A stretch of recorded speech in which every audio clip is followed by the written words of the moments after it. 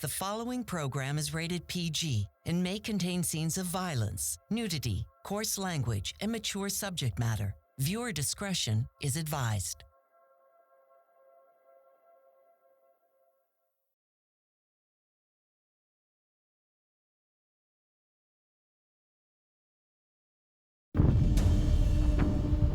Some of the most destructive chapters in human history have been written by nature. Whole villages were wiped out by the storm surge. You are looking at the worst case scenario. You've got a mass of people panicking in this emergency. From fiery eruptions It would have seemed like the world was ending. to powerful tsunamis, It impacted multiple coastal communities, killing up to 36,000 people. from massive icebergs The iceberg and the Titanic are on a collision course. to wild ice storms, Over 4 million homes have lost power, and the Texas grid is about to collapse. from giant cyclones It becomes a trigger event. to tiny pathogens. The medical professionals would have been under huge pressure because the disease was so horrific. These are some of the darkest disasters humanity has ever seen.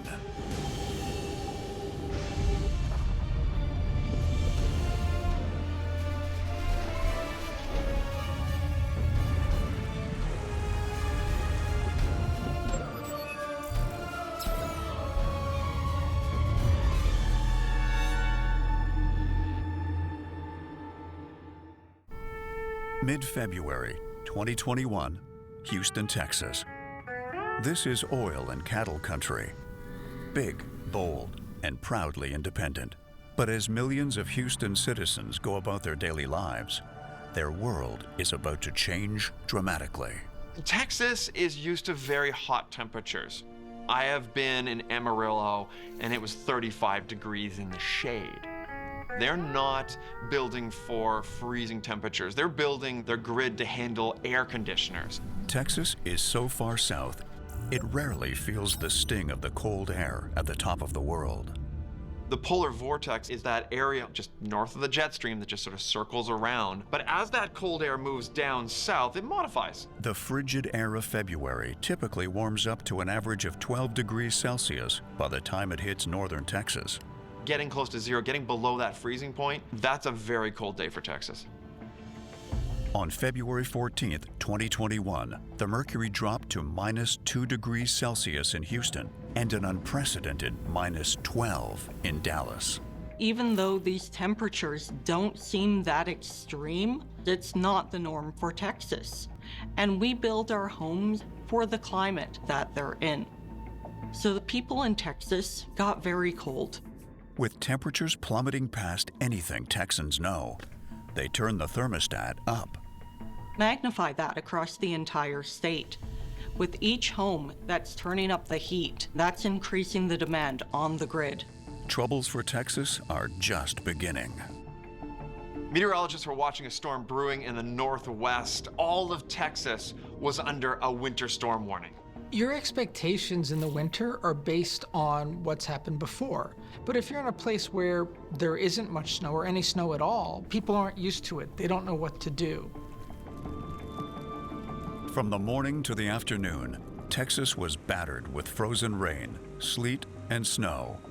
Roads become impassable, and by Sunday evening, some counties reported thunder snow and thunder sleet. As Texans battle to stay warm, something unthinkable happens.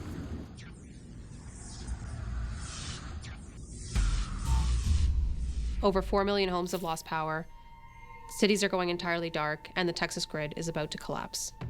They're not winterized, so when you start to have lines go down, everything starts to go down, and then you're dealing with trying to repair that grid with equipment that just isn't ready for that.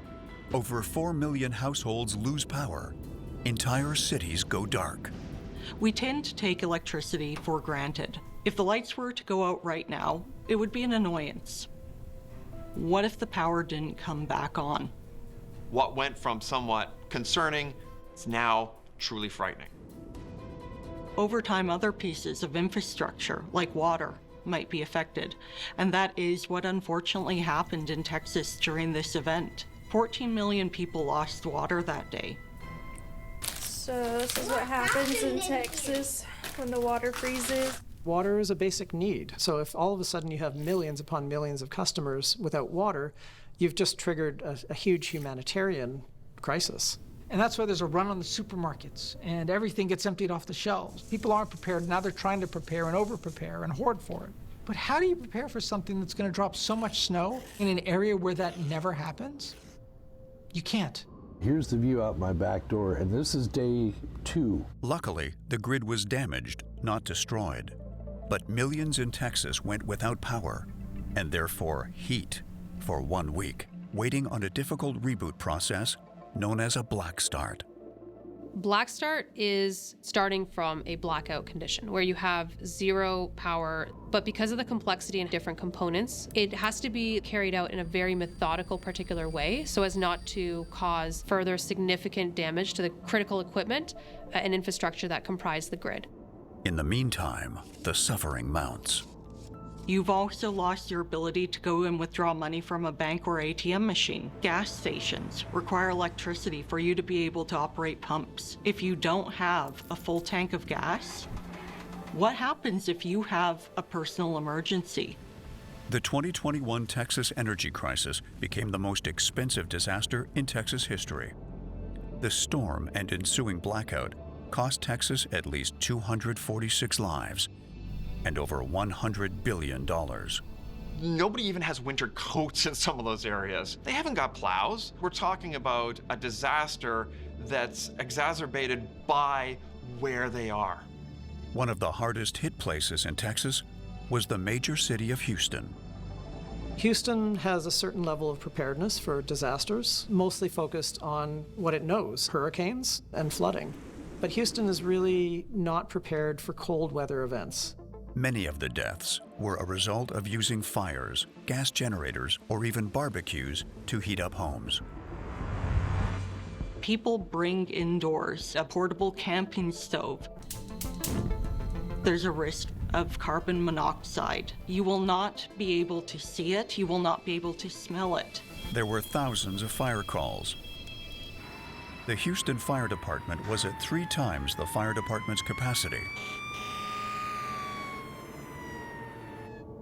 Though the winter storm hit nearby states, it was only Texas that had a major power failure. What made Texas so different?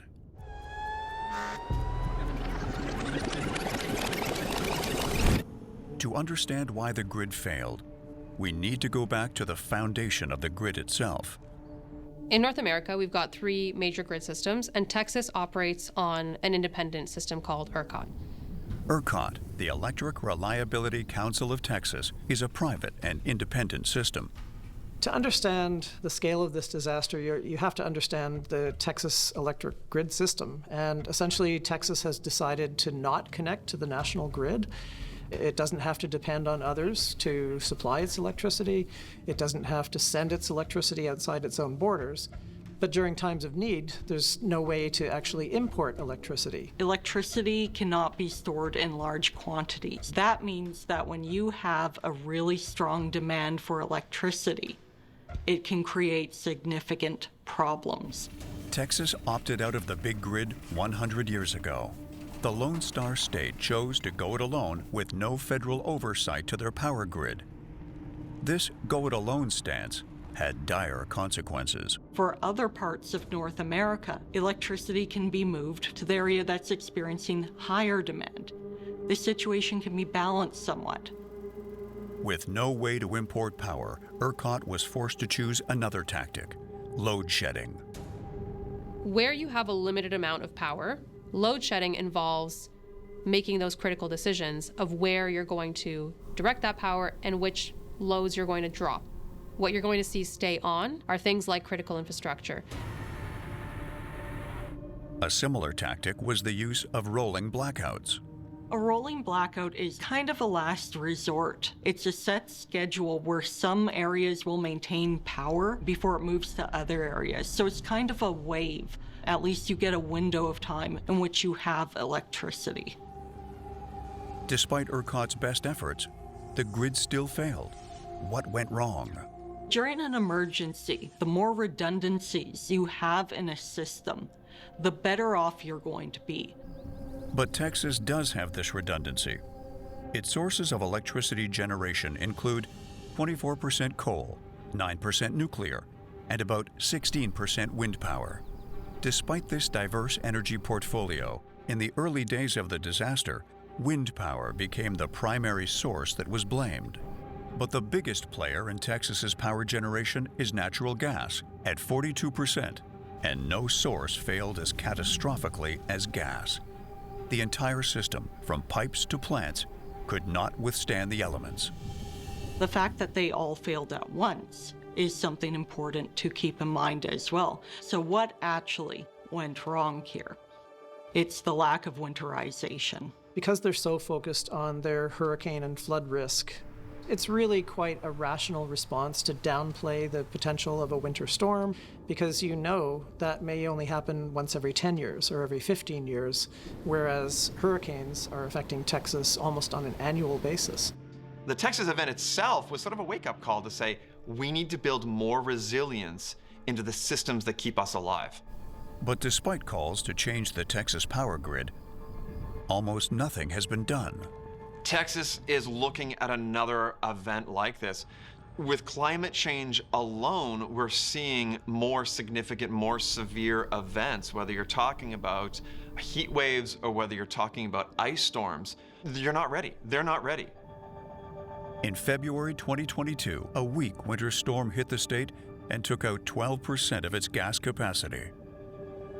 Looking forward, one of the approaches that Texas could take would be to connect to the national grid, and that would provide a number of benefits. Texas could simply import excess electricity from regions that are not using their electricity. The reverse is also true. Texas can export its electricity when it doesn't need all that it can produce. So there are a lot of benefits to connecting to the national grid. That is a political decision that is probably going to be explored after this major disaster. In Texas, a proud independent power grid proved useless when unprepared for the frigid elements. And over a century earlier, an icy fate lay in store for another of humanity's proudest technical achievements in one of the most infamous disasters in human history. Southampton, 1912.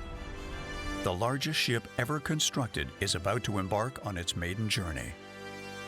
A marvel of her age, this was the RMS Titanic. At the time, we're still at the height of the steamship era. It is the largest passenger vessel constructed as of 1912. This is an engineering marvel. This behemoth was nearly 270 meters long and weighed over 52,000 tons. The Titanic becomes the symbol of the power that Britain tries to exert on the world in the early 20th century. We're in the height of the industrial age when steam and coal power are really fundamentally reshaping how people move around the planet. There is a belief among the English-speaking world that we can, through industry and through technology and through power, conquer the world. As the Titanic prepares to set sail on its maiden voyage from the UK to New York, many, including its crew, believe the ship to be unsinkable. The engineers who built it were using double bulkheads in our ship that basically, if we puncture the hull, we have a secondary inner hull that prevents the water from getting into the ship. This new novel design is supposed to make the Titanic unsinkable and even safer. The Titanic's sister ship, the Olympic, had an impact with a warship, the Hawk, in 1911. That sister ship had a similar double wall hull. The Olympic escapes that encounter unscathed, impressing its captain, Edward John Smith. What happens for Captain Smith when he's captaining the Olympic is that these bulkheads that are under the water that are supposed to keep the ship from sinking, he actually saw it work in action. You now take that technology from the Olympic, and it's being used in this much larger ship, the Titanic. Captain Smith, the most senior of the White Star Line captains, is tasked with the Titanic's maiden voyage.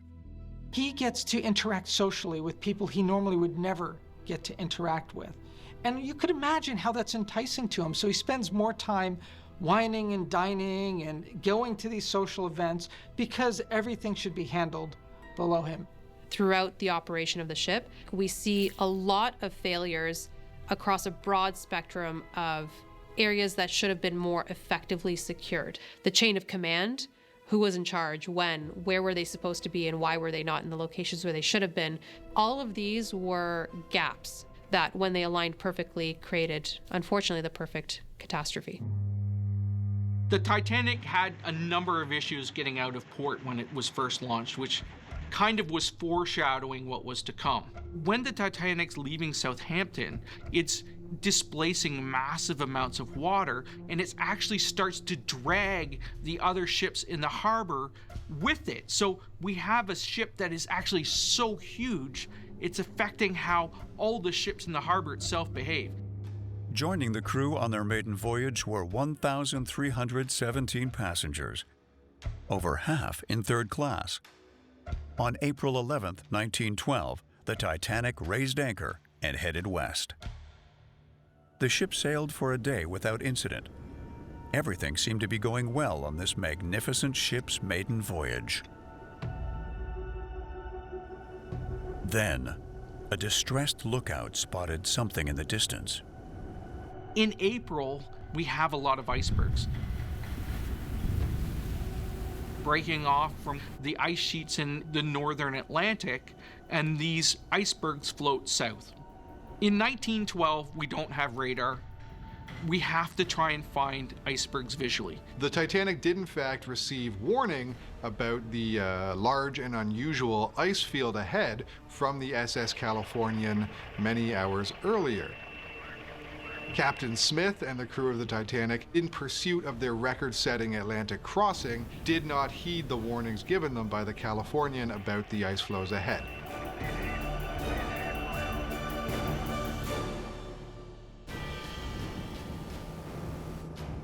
The starboard side of the Titanic struck the iceberg, creating a series of holes below the waterline. When the Titanic strikes the iceberg, water begins rushing into the lower decks of the ship.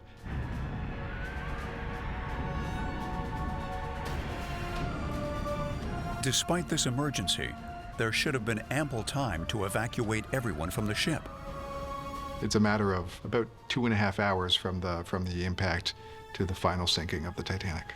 In one of the most infamous safety failures in human history, there were not enough lifeboats, and third-class passengers faced several disadvantages for survival.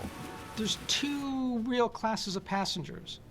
So the really wealthy have had experience on ships. They understand, like, in an emergency, what are you supposed to do? Well, you follow directions, you get to the lifeboats, you get out.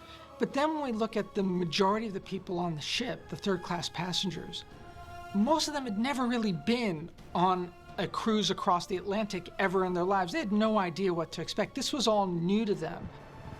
Panic is infectious. You've got a mass of people doing exactly the wrong thing, panicking in this emergency.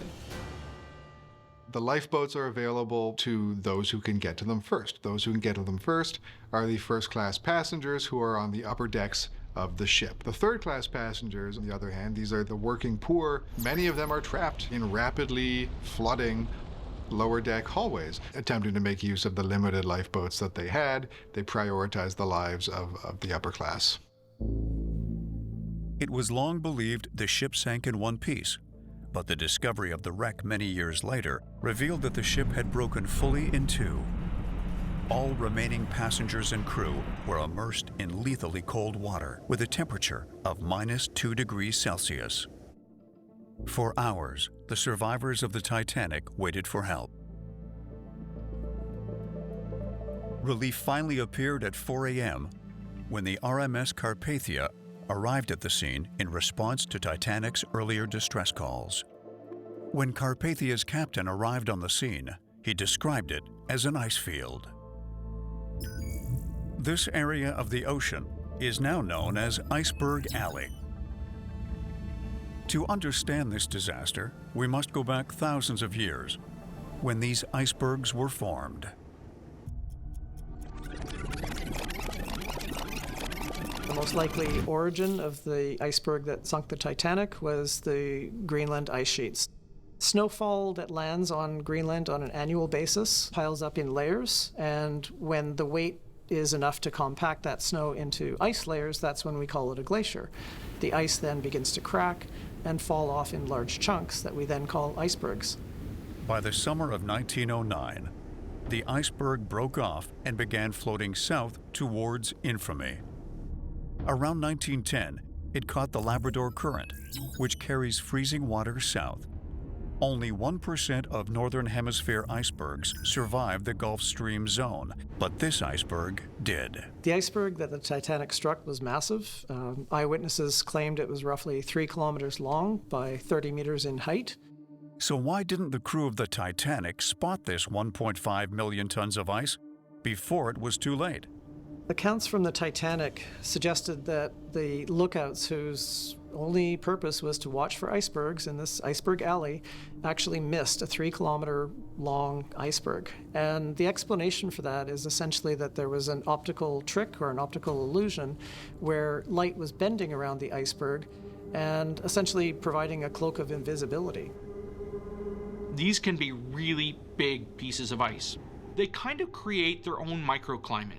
The cold ice changes the temperature of the air around the iceberg. Light actually bends and refracts as it moves from the warm air through the cold air of the iceberg. This can create visual effects that actually hide and obscure the iceberg. So when the spotters actually finally call up to the bridge to say, "Hey, iceberg," it's too late.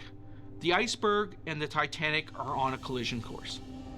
On the night of the disaster, the Titanic was sailing blind and deaf to warning. She was also going nearly as fast as she could.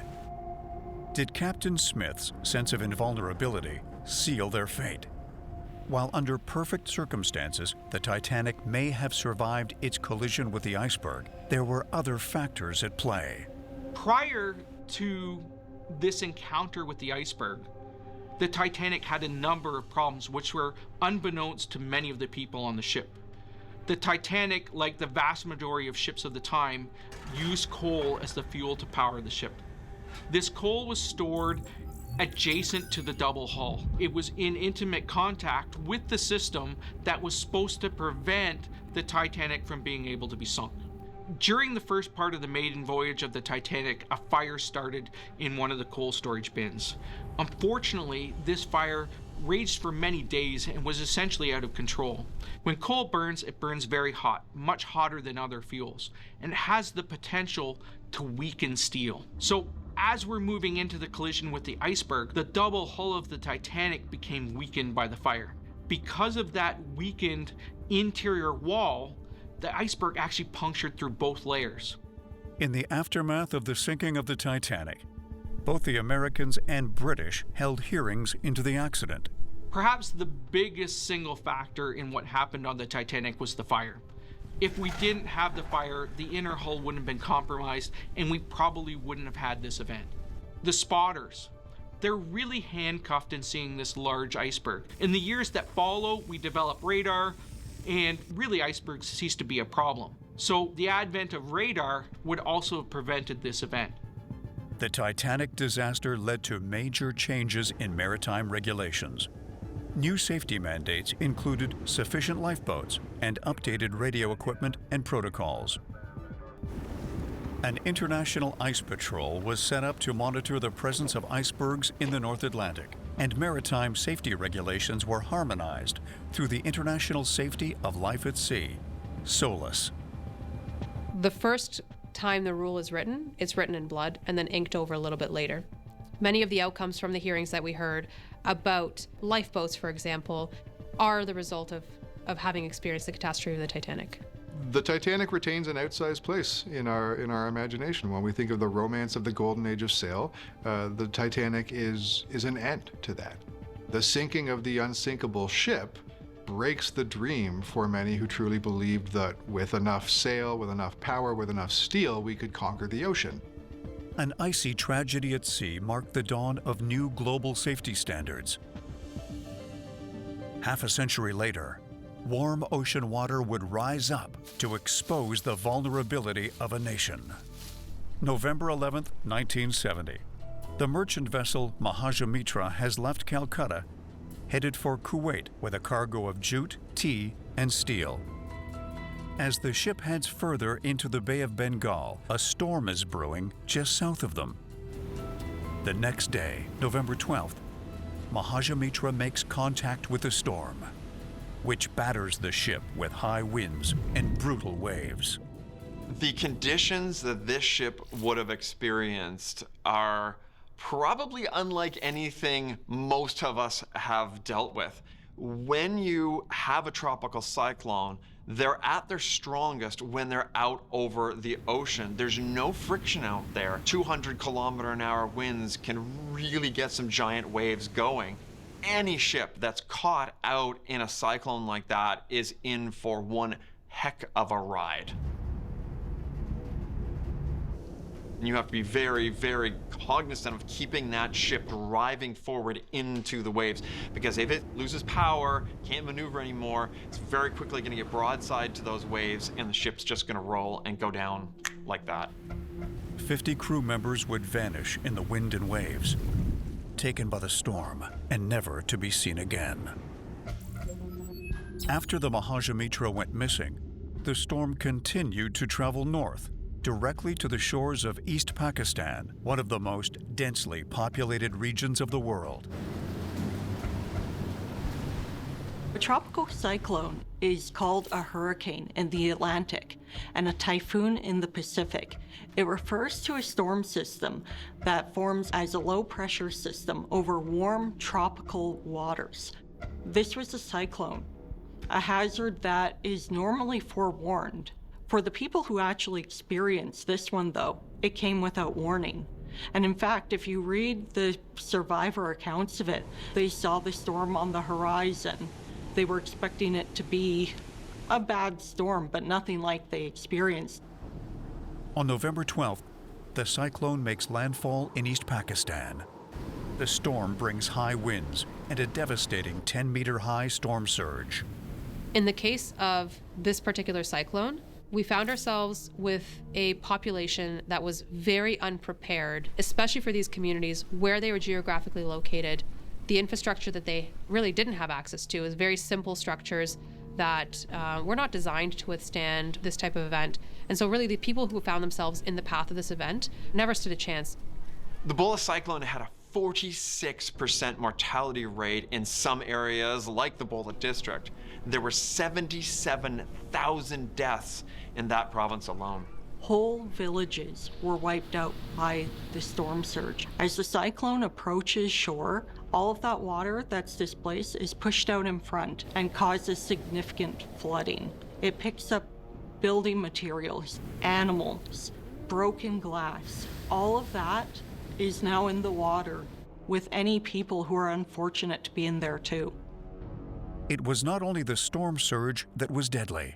The cyclone caused extensive damage from winds. Even the capital city of Dhaka, over 100 kilometers away from the coast, suffered extensive wind damage. You're going into areas where, one, the infrastructure isn't there to get people evacuated, and two, it's not there to get people rescued afterwards. So the potential death toll in some of these areas is absolutely terrifying. The storm would come to be known as the Bola cyclone, the most deadly tropical cyclone in recorded history. But why was it so catastrophic? This was a Category 3 storm. That's not the top of the scale. The scale goes up to a Category 5. Cyclones happened all the time. They're a part of the natural cycle of things. Where you get an emergency is when you add people to the equation. It happened in an area that had a very high population density, in a very low-lying area. You are looking at the worst case scenario for loss of life. You've got people that don't have an escape route. It is hard enough to evacuate a modern city like Tampa. When you're looking at the Bay of Bengal, the cities, the areas around there, it is extraordinarily difficult to get people moving on a normal day, never mind facing down a storm surge of 10 meters. Making the storm truly deadly is the fact there was little warning, as the storm went from a tropical depression to a powerful cyclone thanks to rapid intensification. Rapid intensification occurs when a storm goes from a relatively weak one to a strong one very quickly. When you're dealing with the 1970s, where there's not a lot of weather data, you might not even know that this storm is undergoing rapid intensification. While the Bola cyclone was powerful and deadly, it was the slow response from the government that made this storm truly catastrophic. Recovery takes a long time. Even if you are fortunate enough to walk away with your family, it affected their entire livelihoods. It destroyed significant agricultural lands. Whole herds of livestock were completely wiped out. Whole families were decimated by this. In 1970, the geopolitical situation in South Asia was different than it is today. India, Pakistan, Kashmir, Bangladesh really only gained their independence in the later 50s and 60s. The borders that are drawn as the British Empire leaves the Indian subcontinent are drawn with little regard to the historical borders and historical nations and historical cultural groups and historical language groups and historical religion groups that had lived in the region for thousands of years. The consequences of that are unrepresentative rule. As relief efforts continue, the political situation worsens. It becomes, in many ways, a trigger event that provokes and allows the forces of Bengali nationalism to grow within what becomes the state of Bangladesh. It exposes the arbitrary nature of post-British politics in the Indian subcontinent. Depending on how you handle an emergency, you may either create or avert a crisis. And what we see here in the case of East Pakistan now gave rise to a crisis of its reputation and trust. Once eroded, it becomes extremely difficult to bring that back. And that is the lingering effect that sticks around and can cause significant damage well after the emergency is handled and managed. In the aftermath of the 1970 election, the Bengali nationalist Awami League rose to power. Soon after, Pakistan was plunged into civil war when East Pakistan declared independence as the nation of Bangladesh. The war lasts slightly over a year. The death toll is horrendous. Between 1 and 3 million Bangladeshis lose their lives from the fallout of the war. At the end, Pakistan retreats from East Pakistan, and the nation of Bangladesh emerges as a new political entity in the area, separate and independent. The Bola cyclone kick-started events that gave birth to the nation of Bangladesh. Today, Bangladesh is one of the fastest-growing economies in the world, but the people have never forgotten the tragedy of both the storm and its horrific aftermath. This is something we need to look at. How do we address these vulnerabilities? How do we build increasing resilience to these types of disasters? With today's satellite and computer modeling technology, tropical cyclone forecasts are updated at least every 12 hours by regional specialized meteorological centers. Warning systems have improved greatly since the Bola cyclone lit the fuse of war in an unstable society. Nearly a century earlier, another vulnerable population was living in the shadow of imminent disaster. May 20th, 1883, the Dutch East Indies. New Batavia, what is now Jakarta, is very much a Dutch colonial territory operated by the independent government of the Dutch East India Company. In the 17th century, a global monopoly is granted by the Kingdom of the Netherlands to the Dutch East India Company over the spice trade of what becomes Indonesia. It is a government of violence, it's a government of coercion, it's a government of extraction. The agents of the Dutch East India Company are very much there as agents of a colonial force. They would consider themselves to be naturalists, but what they very much envision as their laboratory is a region that is deeply shaped by colonial rule and the violence that accompanies it. Dutch geologist J.P. van der Stok is stationed in Batavia when a rumble rocks the city. Was it an earthquake or something else? Van der Stok is a geologist equipped with the latest in seismographic technology. He has what he considers to be an effective earthquake detector. He sees the readings on his seismograph. In the late 1800s, people were inventing instruments to document seismology, to document tectonic movement. A very basic instrument was used, and something was captured. The readings baffle him in many ways. He's able to say that, well, these shock waves are coming from 160 kilometers away, approximately. However, they're traveling through the air. He's slightly baffled by this because earthquake tremors should travel through the ground. Assisting van der Stock in his research is a young geologist, Jay Sherman. Sherman had a theory that there were other ways to detect seismic activity, in particular animal behavior. Around the same time that the shock wave was detected, he observed animals going crazy on the island of Java. The animals are behaving strangely. They're fleeing the coasts, they're heading inland. It looks in many ways as if the animals are panicking. Sherman was also a pioneer in the study of volcanoes and believed the readings Dr. van der Stock captured were from an eruption. Between the two of them, van der Stock and Jay Sherman, they hypothesized that we were actually looking at a volcanic eruption. Van der Stock then notified the Governor General of the Dutch East Indies of the eruption, who subsequently ordered an investigatory expedition to the island of Krakatoa. The Sherman expedition to Krakatoa, they exposed themselves to significant risk because they found evidence of pyroclastic flow, a charred landscape, and nothing that had regrown, so obviously that was very recent. And we know the risks of pyroclastic flow. No human can survive them. Upon his return, Sherman reports to the Governor General that the island was full of noxious gases, but he left little indication of what was to come. The Sherman expedition was one of the precursors to what we now call volcanology research, the chemical composition of deposits on volcanoes. This was classic scientific research. They were inventing volcanology on the fly. Over the preceding months, the island had returned to a relatively calm state. The people of the Dutch East Indies believed that the worst was over. Then, on August 26th at 1:06 p.m., the island volcano of Krakatoa began to violently erupt. The following morning at 5:30 a.m. began another series of eruptions on Krakatoa that inevitably ripped the island volcano apart with apocalyptic fury.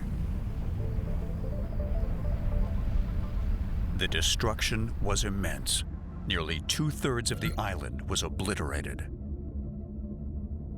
One of the strange features of the Krakatoa eruption was the pyroclastic flow that was produced, ejecting massive amounts of ash and pumice and superheated gases into the atmosphere.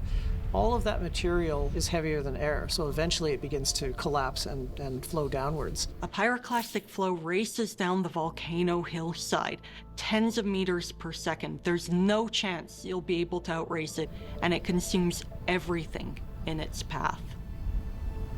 This traveled up to 40 kilometers and impacted a village on the coastline across from it. This is, by all accounts, just a massive pyroclastic flow. A volcanic eruption of this magnitude would have seemed like the world was ending. It would have been such an awe-inspiring moment and a terrifying one.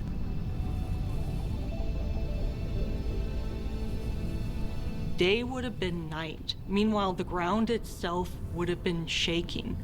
It would have been an absolutely terrifying experience. You'd see the sun quickly be blacked out as the pillar of smoke and ash was rising from the volcano. Ash from a volcano is stone. If you breathe it in, it damages your lungs, and it can actually kill you. So over time, the people near a volcanic eruption would have more and more difficulty breathing if they weren't being injured or killed by other hazards. Gas, ash, and pumice were ejected so high into the atmosphere that it joined with the jet stream and was carried around the globe for years to come. The ash clouds literally blot out the sun. It changes the atmosphere of the Earth in measurable ways. across vast distances. The famous painting by Evard Munch, known as the Scream, is thought to have been painted under the Krakatoan sky, the red and black skies of the eruption on the other side of the world, shaping the expression of that famous expressionist painting. These volcanic particles affected everything, from the global climate by blocking the sun, cooling the planet, and even the colorization of the sunrise and sunset as light reflected off the volcanic particles in amazing ways. But the eruption of Krakatoa was just the start.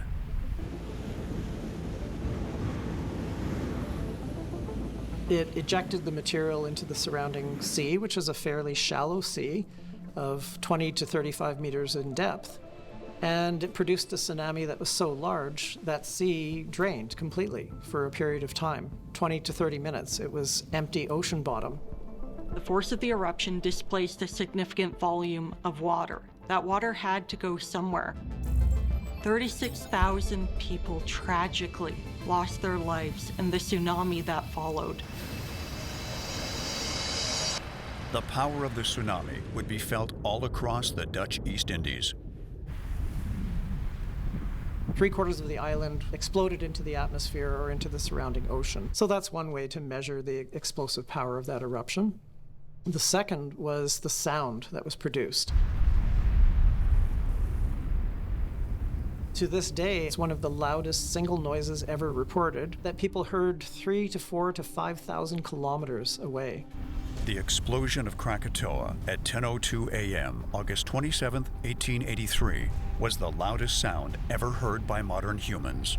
People 3,200 kilometers away in Australia heard the sound very clearly. Rodriguez Island was 5,000 kilometers away. They could hear the sound. This reverberated around the planet for a number of days. It simply continued to travel and travel until it finally dissipated. The Krakatoa explosion registered 172 decibels from 160 kilometers from the source. That's about as loud as a jet engine. Details of the eruption were transmitted over newly installed transoceanic telegraph cables. The news spread around the globe in a matter of hours. Krakatoa was the most violent volcanic eruption ever recorded. By some accounts, about 1,000 atomic bombs would have produced the same amount of energy that was released in Krakatoa. But what caused the Krakatoa eruption of 1883? What makes this area so prone to these violent eruptions? And will it happen again? Krakatoa is located within the Ring of Fire, where you see the majority of volcanic and seismic activity.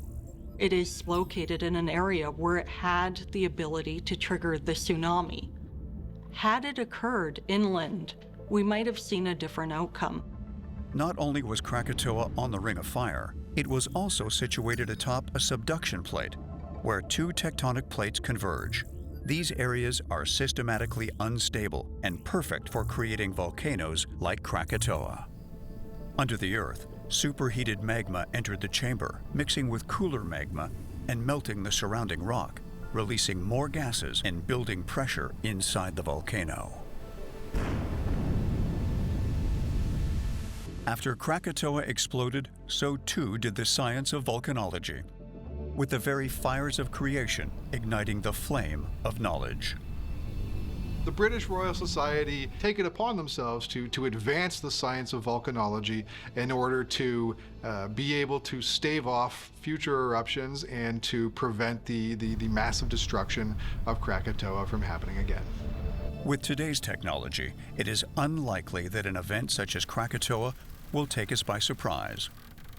We can put seismic meters directly on the volcanoes and monitor them directly, almost the way a doctor will monitor your heartbeat. We can put in chemical detectors to detect volcanic gas. If there happens to be a volcanic lake, we can put in pH meters and detect sudden changes in pH. And often this is a triangulation approach. We combine all of the data and we come up with a prediction. But still, we must remain vigilant. Since Krakatoa erupted, There have certainly been catastrophic eruptions more recently. So, for example, Mount Pinatubo in 1992 and Mount St. Helens erupted in 1980. But the entire volcano itself didn't collapse the same way that Krakatoa did. So we're certainly seeing catastrophic eruptions. I think what we're not seeing, though, is the same level of an entire volcano essentially blowing itself to pieces and destroying itself. We haven't seen that since Krakatoa. Krakatoa was a killer on a grand scale. But some disasters come in the smallest of sizes. December 2014. In Meliandou, a leafy village in the hills of southern Guinea, a year-old boy named Emile has come down with a terrible illness: high fever, vomiting, and bloody stool. After days of agony, Emile would die from the illness. During a health crisis, especially in the early stages, it may not be clear immediately what is the actual pathogen and how is it spread. Soon after, members of his family and the medical professionals that took care of him would also die of this mysterious illness. Often diseases are only expected in the areas that they've been found, and when somebody presents with that disease somewhere else, it's not on the minds of the physicians, and so it gets misdiagnosed, or in the case of something that is highly contagious like Ebola, it gets an opportunity for transmission further and farther before anybody's alerted. Unaware of the true culprit, health workers on the ground made incorrect assumptions, guessing that it could be a Thai forest virus, a rare cholera-like disease. It took sending samples to the WHO to be able to identify what the disease was. By March 21st, the World Health Organization believed that the mysterious illness killing dozens in West Africa could be the hemorrhagic fever known as Ebola. So this is a viral infection that your body will start off in the early stages fighting off by raising its temperature. But the hemorrhagic aspect is that with all of what the virus is doing and the body's fight against it, your blood vessels start breaking and you start bleeding. You bleed internally, you bleed externally, you bleed out of the little capillaries in your eyeballs, which is very horrifying to see, but very diagnostic of a hemorrhagic fever. When a person is infected with Ebola, the symptoms that will present in the first 1 to 3 days will be flu-like symptoms such as fever and weakness. On the 4th through 7th day of infection, individuals might experience diarrhea or vomiting.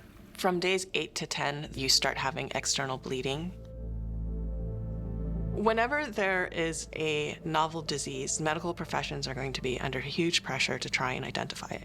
And we've seen this firsthand with COVID. In West Africa, the medical professionals would have definitely been under huge pressure to try and identify what the disease was because the disease was so horrific. Soon, test results would prove the WHO's worst fears. On March 23, 2014, with 49 confirmed cases and 29 deaths, the WHO officially declared an outbreak of Ebola in West Africa. The Zaire strain of the Ebola virus has extremely high mortality. 50 to 90% of people who are infected with the Zaire strain will die. And Ebola is transmitted through bodily fluids. And so healthcare professionals will need the proper protective equipment or PPE. Healthcare professionals need to take extreme precautions to protect themselves from becoming infected. In March of 2014, the World Health Organization placed 38 frontline healthcare professionals in Guinea. But this small number was not enough to stop what was coming. From Conakry, people traveled to the nearby countries of Liberia and Sierra Leone, and the virus traveled with them. By July 2014, the outbreak spread to the capitals of all 3 countries. Previous outbreaks had been in rural areas, so the transmission or the contact rate is low compared to what would happen in an urban center. The West African outbreak did get into the capital of Guinea. On August 8, 2014, the WHO declared a public health emergency of international concern in West Africa. We're looking at almost 30,000 cases, and we're looking at over 11,000 deaths. This is many orders of magnitude worse than any outbreak seen previously. The hardest hit country was Liberia, which had nearly 5,000 deaths. making this by far the most deadly and long-lasting Ebola outbreak of all time. By June 2016, after over 2 years of struggle, the outbreak had subsided. But why did it take so long to stop the most deadly Ebola outbreak of all time?